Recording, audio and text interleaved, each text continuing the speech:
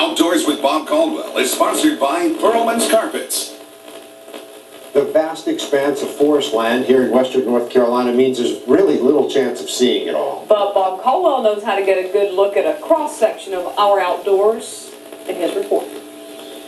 If you're visiting our mountains and you've heard about all the major trails and all that, but if you're not familiar with the terrain, the flora and fauna, you might want to try something a little bit different, a guided interpretive tour through the cradle of forestry.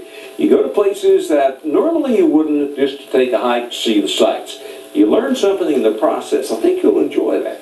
One of the most popular tours takes you from the cradle center into the Pink Beds Valley, a treasure of thick forest, bogs, and streams. You'll see endangered plants such as the swamp pink, shown here. One of my favorites is the New York fern, which reaches over 5 feet. Interpretive specialist Steve Garrettson is a wealth of information.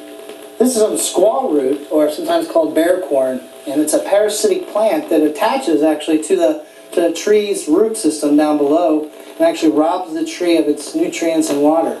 The large, several years old beaver pond is a fascinating stop, especially for children.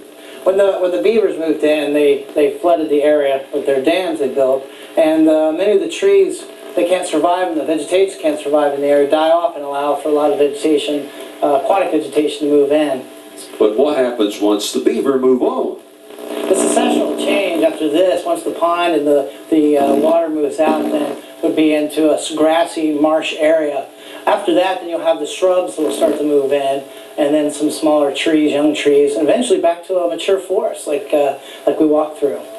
This kind of information is available only on these interpretive hikes. You can call the Cradle of Forestry at 828-877-3130 for information. Bob Caldwell, News 13.